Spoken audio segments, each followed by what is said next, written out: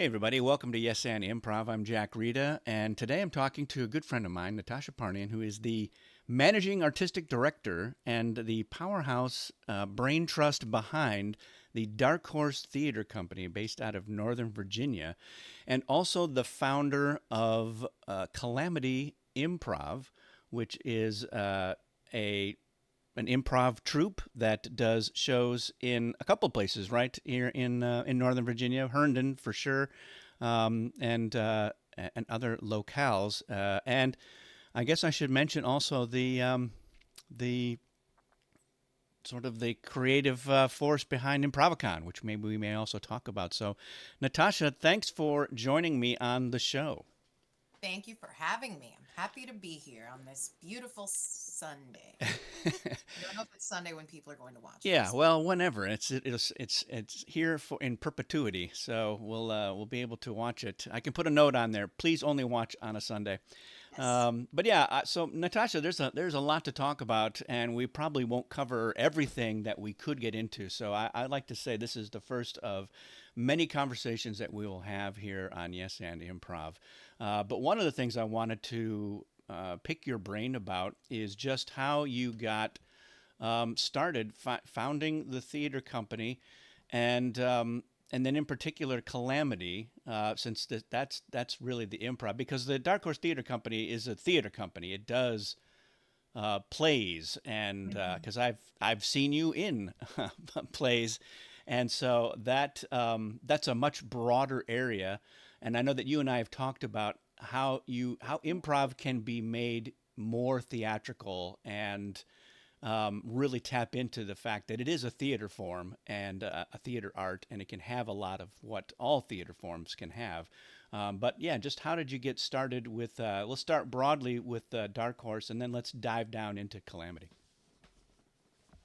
So my theater career started in high school. I'm a graduate of South Lakes in Reston, and I began just kind of fell into performing. I was pursuing acting after I graduated high school. I moved to Charlotte. I went to UNC Charlotte and was studying theater there. And at the time, I was, I also got an internship, which turned into an apprenticeship at a small professional theater in Charlotte called the Carolina Actors Studio Theater. And that is when my focus completely changed from acting to directing and producing. I had a wonderful mentor. He's still my mentor, Michael Simmons, uh, who was a student of Sidney Lumet. So he has this kind of film style eye of seeing theater Sure. and plays, and he works in a very Socratic method. And so I kind of adopted that and made my own style of directing. So I abandoned acting at that point. I abandoned college at that point. Oh dear.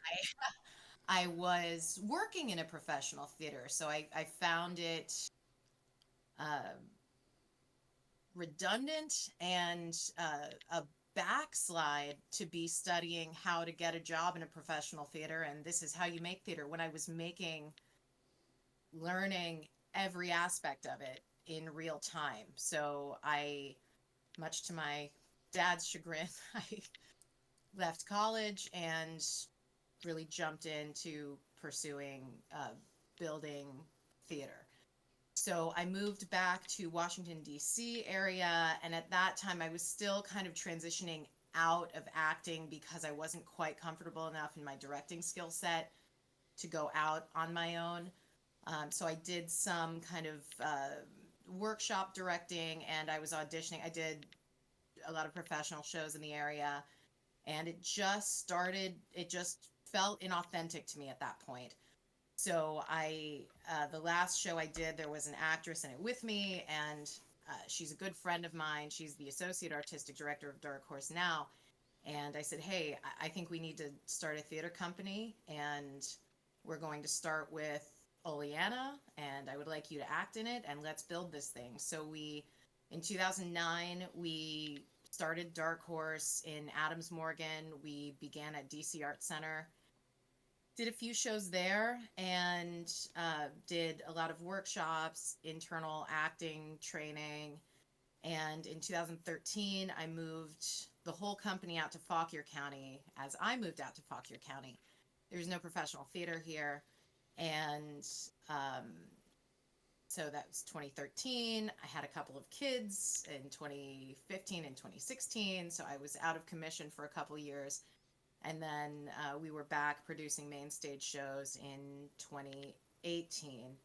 And we've been going since. So we have 3 residences. We have one at Arts Herndon. We have one at Grace in the Plains. And this is the first official announcement of our new residence in Great Falls at St. Francis Episcopal. So we will be there. And, you know, it's interesting. Like, I think churches are very scary to some theater people, but, you know, the kind of ancient world of the arts were patronized by churches, kind of being homes for the artistic community. Um, and so, you know, while we don't directly have a religious affiliation as a company, we have found homes at these really amazing churches that have kind of shared their space with us. So anyway, we do black box productions, a lot of contemporary drama and comedy. I don't tend to dabble a lot in the classics. There are a lot of groups that do. We did do a couple of outdoor Shakespeare shows during COVID, Amid Social Night's Distance and Twelfth Night in Mask. And those were in Herndon and in the Plains. So Calamity began in, we, so, okay, we need to go back to Charlotte. So while I was getting this tremendous arts education at Cast, there were several elements of improv that kind of declared themselves to me. One was my mentor Michael, who was training me substantially in directing, used a tremendous amount of improv in his rehearsals for straight plays. And I use it regularly. It has become a tool in my toolbox. Even before I started Calamity, this was something I would do. Um, there's a lot of this associated, you know, if you get in your acting techniques, like with the Meisner technique, you kind of endow the actor with circumstances. And if their head is kind of, if they've done their homework and they are with the character, they can kind of respond as the character would. So it is an improv exercise. And um, I was also the Charlotte Comedy Theater. Kelly Semmelsberger, who ran that, they would rehearse and perform at Cast. So that was the first time that I really saw live short form improv. And I thought it was really interesting. I had been to a comedy sports show like in high school in LA on a trip, but this was the first time I really got to be up close with it. And I thought it was interesting and challenging, and I was curious about it. So, cut to 2018, and we had just kind of brought Dark Horse Productions back. I was done with maternity leave, and I had wanted to start an improv troupe under as a leg of our company. And I'm also a veterinary technician in my daytime job, and I was working at an animal hospital, and one of the clients was kind of local improv guy, Scott Pafumi, and he was actually my ex-husband's theater teacher. We were married at the time, so at the time, my husband's theater teacher in high school. And I knew he was a theater guy, so I saw his name on the schedule, and I went into his exam room and I said, "Hi, I'm Natasha. Here's my card. I run a theater company. I want to start an improv troupe, but I have no idea what I'm doing. Can you help me with this?" And that was the start of, gosh, you know, it's 6 year, 5 year friendship that we still continue. And he's a company member now and a member of our improv troupe. So Anyway, I can talk forever, so just cut me off when you want. So Um, tell me a little bit about the you know the early Calamity shows. What were those like? What were you guys doing? Um, how what was it inspired by? I mean, how much did that comedy sports show um, uh, influence what you were doing there?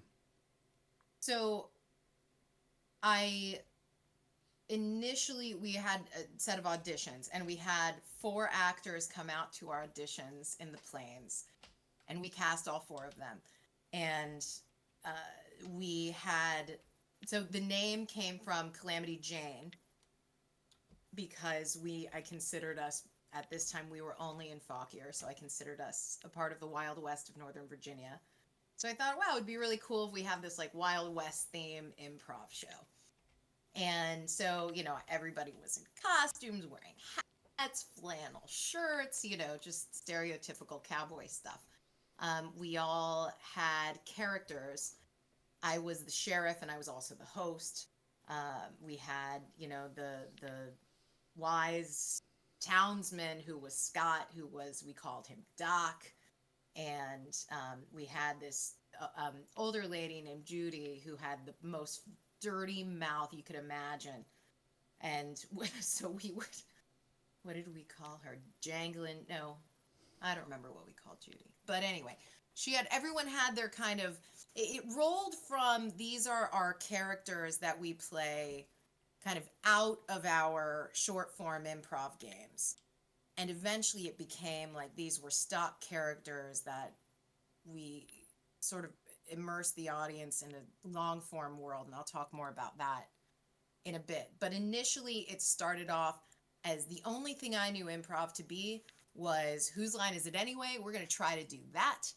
And comedy sports, and we're going to do these punchy games, and everyone's going to love it.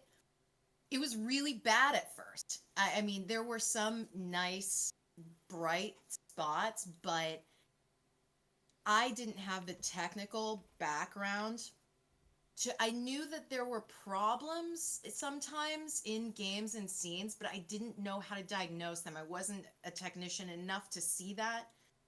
So I enlisted some outside help in the early and even mid days. We still do it now. We all love learning. But I brought you in to come in and help me. This is not a plug for Jack, but he is wonderful. I brought Jack in, uh, and I don't even remember how we met. Was it through Scott? I don't know. Somehow we found each other, and I what was really cool about working with you, Jack, and it's something that I still kind of aspire. I feel like I see theater work the way that you see improv. Like I can run diagnostics and kind of quickly get to the heart of the issue and address it and know how to like help the actor maneuver out of that. I feel like I am very high skilled in that. I feel like you are incredibly high skilled in being able to see where it's not working, how to fix it.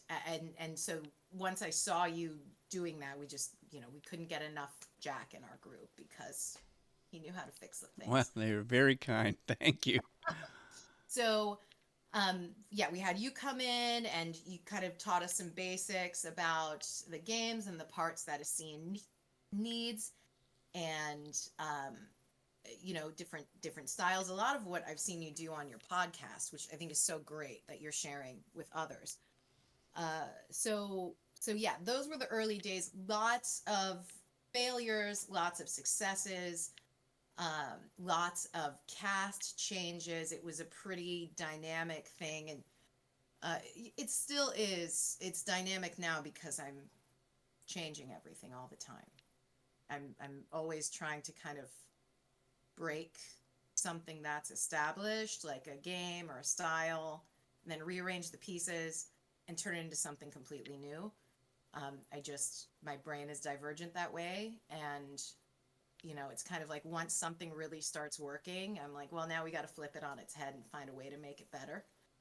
Yeah, I And think that complacency is not a useful element in improv, and you you find yourself using stock characters, stock bits, and it becomes less and less improvised and more predictable.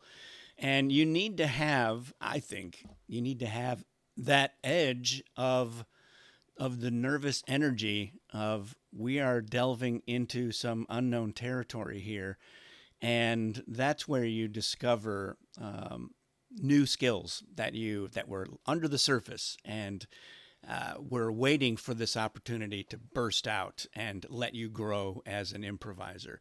And so, yeah, if you're just playing it safe and just doing the same familiar stuff, it's ultimately going to be a disservice. And you really have to walk a tightrope of let's if you're putting on a professional show that people have paid money to see, it has to be entertaining. And if you're saying, hey, we're doing a comedy improv show, it's got to be funny.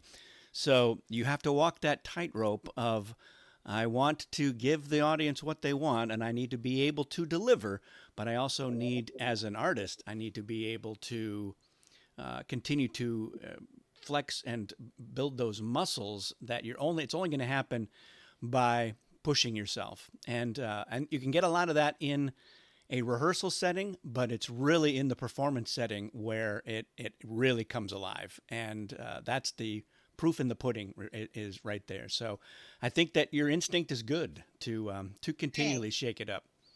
Thanks. It is what I like what you just said about performance versus a rehearsal. We rehearse a couple times a month, and rehearsals are usually shit, and they should be. The way that I view rehearsal in all things theater and improv. So rehearse comes from the French word rehearser, which means to harrow, and a harrow is a rake. And it plows the soil and makes it finer and finer and finer. So the literal translation of rehearsal is to cause distress to. And so I look at rehearsals for all of the things. If we are not causing distress to this, we are not working the way we should. So, like, we had a rehearsal yesterday, and, we pulled out things they've never done, and it took, a couple of passes at each one to really get it right. And we talk about, hey, here are the traps. Whenever I'm introducing something new, it's always here are the traps of this particular game. These are the things you need to watch out for. And like we were doing uh, X words. I don't know if you know that one, but we were doing X words yesterday, and it's one we haven't touched since like 2019. And I have a whole crop of actors that have come on since then. We just haven't done the game for some reason. We've been busy exploring other things that we'll talk about later. But pass one, it's a replay game, and pass one of the game is pantomime only, right? So you're kind of making physical choices about what the scene is going to be. And pass two is pantomime, same exact scene, same characters, same everything, pantomime plus gibberish. So you're starting to introduce your vocal choices and sound effects. And then pass three is the full scene. And, kind of laying down, hey, you need to, be careful in this pass one. If you box yourself in too much, you're not going to be able to, you're going to have a very restricted pass two and three. You might not be able to maneuver out of it. So leave it open enough to leave yourself choices in the second and third pass. Pass two, if you don't make enough vocal choices here, you are leaving too much work for yourself in pass three. You should already establish your relationships in pass one. You can do that without sound. You can do that without words. These sort of things, kind of diagnosing. And this is something that I just spend a lot of time learning about. I learned from you. I learned from, I read a lot of books. I listen to audiobooks all the time. Comedy experts, improv experts, like how to teach this, because this is new to me. I'm a theater practitioner. I started this in 2018. Like, I am certainly not the most experienced person in this field. Sometimes I get imposter syndrome when I'm directing these guys, because it's like, well, who the fuck am I to be doing this? But I'm a hungry learner, and I want us to have the most interesting, challenging, off kilter funny improv troupe in the area. I'm highly motivated for us to have that. And so we work toward it. So the all of the calamity that I've seen has been short form, and I know that you and I have talked about um, how you can use short form to help build long form. And there's a lot of, in a Venn diagram, there's plenty of overlap between them. But there's also a lot of opportunities to do other things with long form. So let me get you to talk a little bit about what Calamity has done in each of those areas and what that transition has been like. So the my allegiance has never been, and this is, I think, must much to many like kind of classic comedy sports type improv people, like much to their chagrin, has never been to be like, let's be super funny.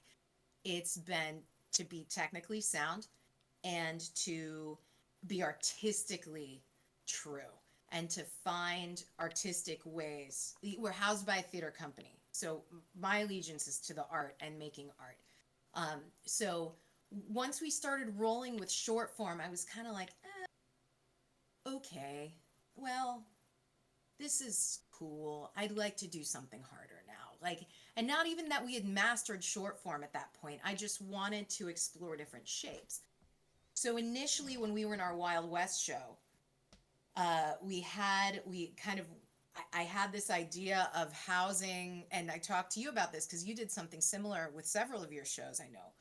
Um, Housing these gimmicks that are in short form in this kind of overarching episodic Wild West world. Weird, right? And I, we were spending a lot of time with stock characters. So we spent a lot of time studying classical theater and commedia dell'arte, and we had, one character was the braggart soldier, and one character was the learned doctor, and one character was the captain, and one character was the servant. And we had these all shaped in our Wild West world. So we executed a few episodes of it, and it's interesting in hindsight. I felt it was very successful. I was very proud of it. It was very different than I think what a lot of people were comfortable with and had seen, especially my actors.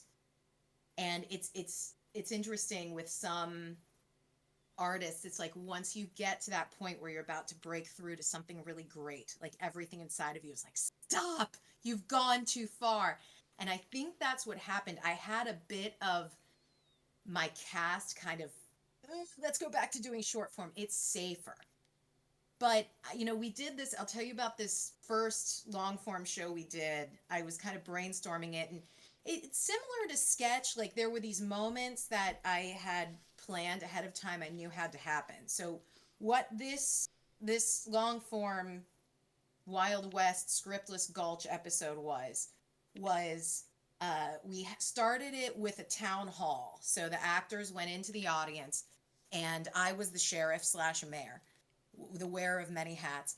And I went to the podium and I said to the town, including the audience, it's come to my attention that there have been several complaints about the cats in this town of Scriptless Gulch. And I would like to hear from the town as to who would like to outlaw cats. And so, we had the actors in the audience kind of do a traditional town hall shape. And the audience, it was cool endowing the audience with being members of the town because they started jumping in. Well, I happen to have 4 cats and I don't think we should outlaw them. Meanwhile, our town hussy, Sundance, the owner of the brothel, came into the audience and overheard us outlawing pussy.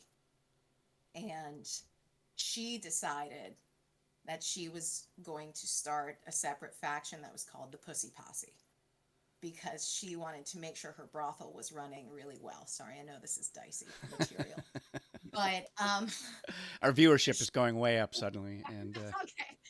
She started a separate faction, and that was the whole kind of conflict of this show: is will the cats stay around? And what we did is implemented several like simul speak elements and like chain death murder elements, and all these things that were kind of integrated in the show. And we did a few shows like that with all different stories, and it was really cool. And I'm but it scared the actors. It really did. And so, now this is several years later, like we're building several elements and working several elements. We're working on an ancient world envelope now where an audience member is Caesar Calamitous. And we have a spinning wheel where, we have different, which show are we going to do tonight? Here are the choices. And so I guess experimental might be a good word to describe what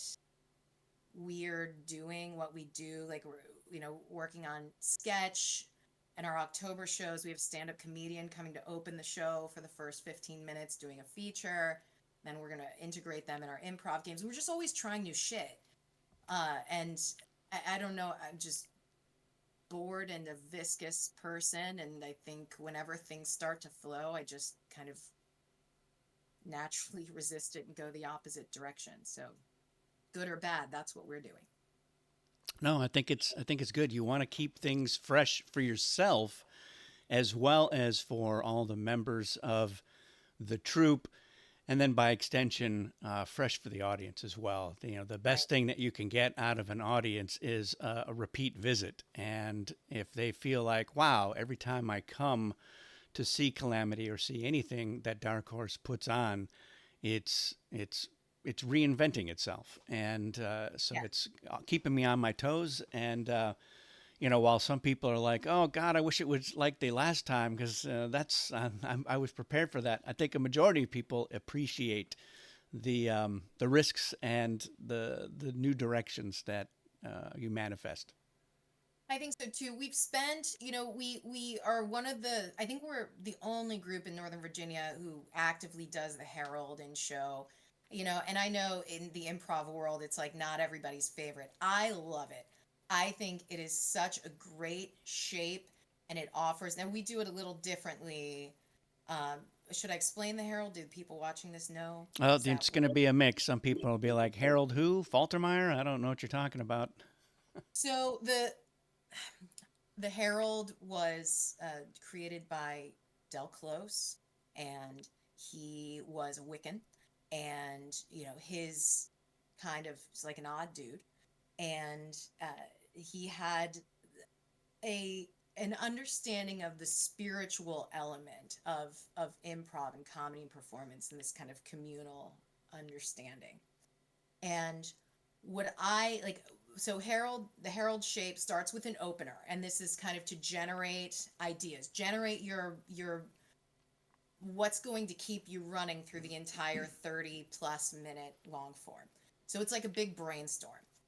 And then the actors split off into traditionally three separate unrelated scenes that happen sequentially, two actors each. So, scene 1A, scene 1B, and scene 1C. And the purpose of this first beat is to kind of explore the world. You really don't need to resolve anything. You just need to establish some basics about and make some choices about where you are and what you're doing. Then, after everyone's kind of fragmented off, come back together and do a group game to kind of reconnect with that group mind.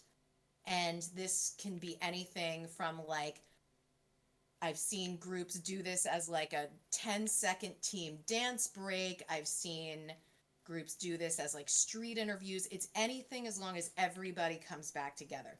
Then everyone splits off again. So 2A, scene 2A goes, scene 2B goes, scene 2C goes. And in this beat, your obligation is to expand the world. You're going to try to build it up further. What I tell my actors in this scene is you can either keep the same characters and move to a different time or place, keep the same time or place and move forward with different characters. I like to think of it like camera angles. You can zoom in, zoom out. Um, and then it comes back together for a last group game. Again, everybody come together and connecting their group mind. And then you go into the last beats, which is usually the shortest, 3A, 3B, 3C.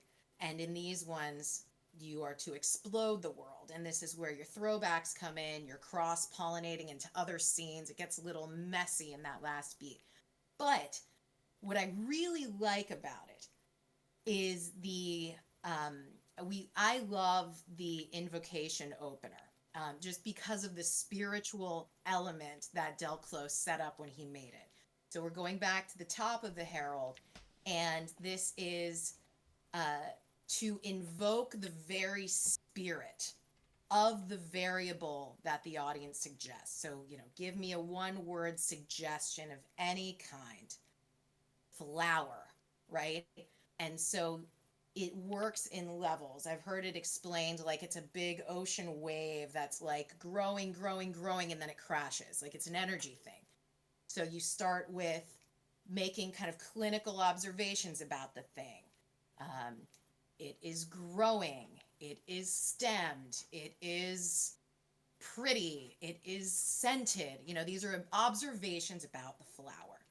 Then step two is you personify the flower. So you talk to it as if it's a person. You are so beautiful. You are wearing pink. And as we're going, we're kind of thinking, well, this is something that could become a scene later on. This is something that can become a scene later on. So that's the second level. And then the third level of the invocation is to deify it. So you turn it into a god. Thou art uh, and we use a lot of mythical language in this one. Thou art as stunning as Aphrodite herself, um, and then uh, and then the last one, you have become the flower god. So you're talking down, and you say, "I am," and you talk about something that you have become in the flower world. So anyway, then that's kind of the crash of the wave, and then we begin our scenes. But I just like that, bringing the spirit of the thing into the space. I think it's a really cool way to look at it. And so we love the Herald. I love the Herald. um, and we're one of the only groups in the area that does it. They do it a lot in DC, but you don't see it a lot in Northern Virginia.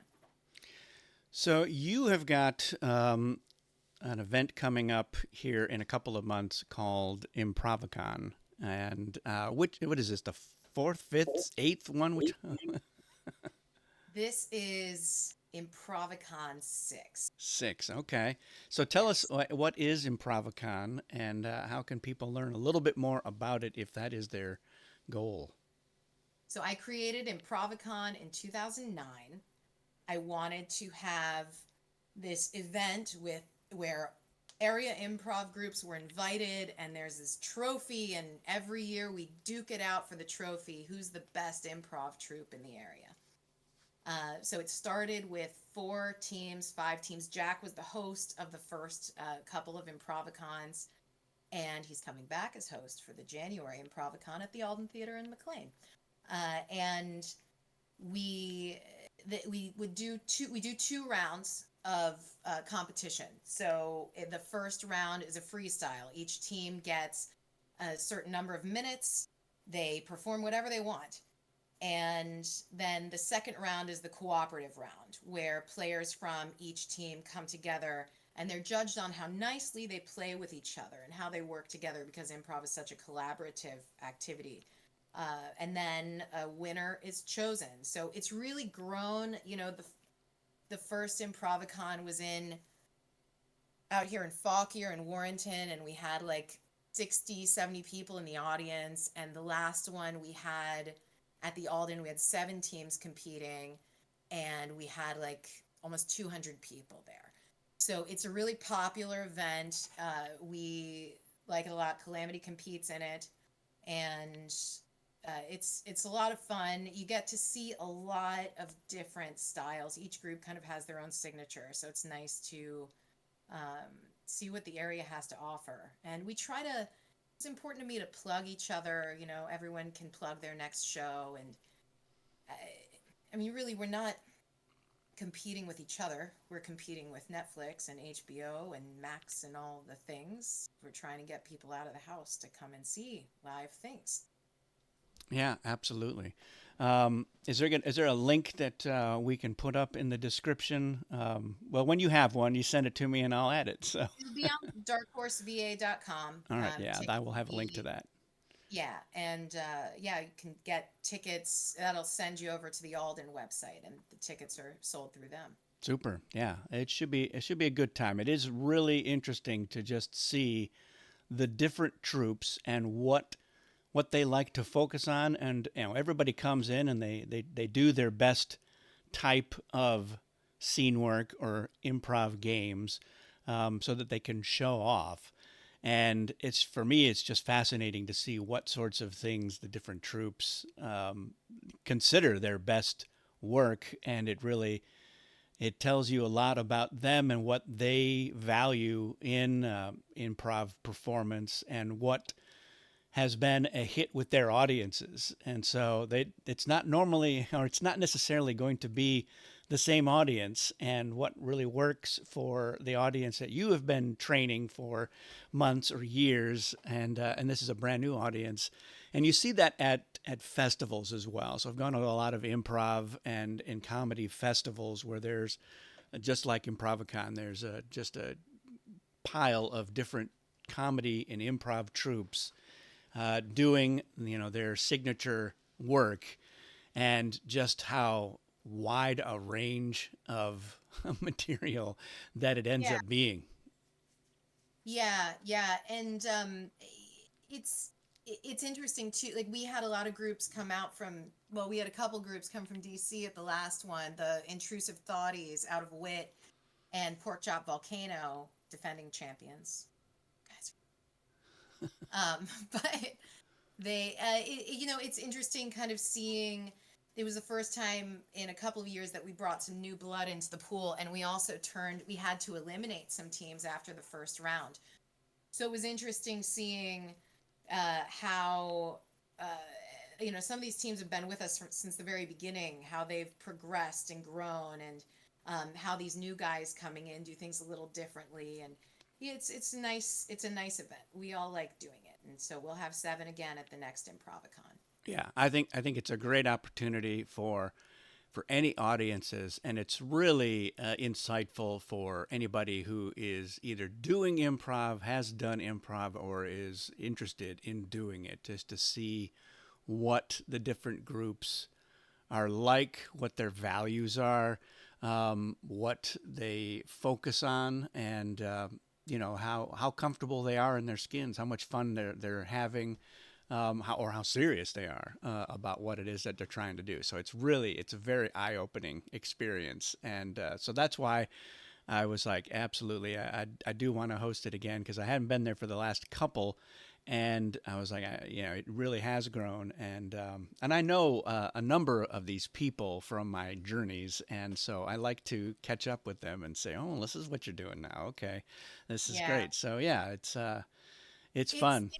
it's been great. Like my favorite part of Improvicon every year is backstage, because everybody is hanging out with everybody. While on stage it looks like it's this big competition and we're all kind of duking it out. And on stage we are. But, we have there's a high school group, Unruly Theater Project, who won 2 years in a row. We have students from 14 all the way to adults in their 60s and 70s, right?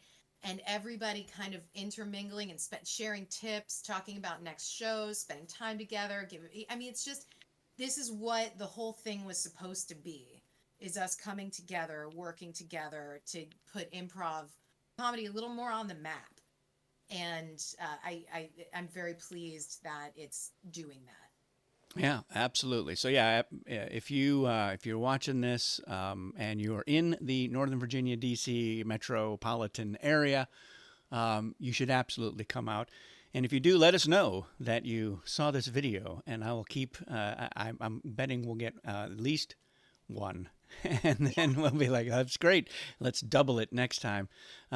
So yeah, I think we're gonna wrap it up here, Natasha. But if you're watching this again, let us know in the comments if there's some other stuff that you would like to hear Natasha get into. But we're gonna get back together again in a few episodes down the road and talk about some other stuff. There are innumerable things that we could get into. We are both very opinionated theater people. I have had almost the same arc that you have had, so I get the cut of your jib, and I like it. So I will be happy to speak with you further. So that's that. That's it. This one. Thanks again, Natasha, for joining us. Your dogs didn't make their I presence know. known at all. They're That's very well right. behaved. No, there's one right there sleeping. 150 pounds. Excellent. All right. Well, good. I Thank look you. forward to interfacing with you again in the future. And yeah, I'm very much looking forward to Improvicon. Yeah, me Yeah. All right. Well, that's it for this one, everyone. Thanks for watching, and we will see you again soon.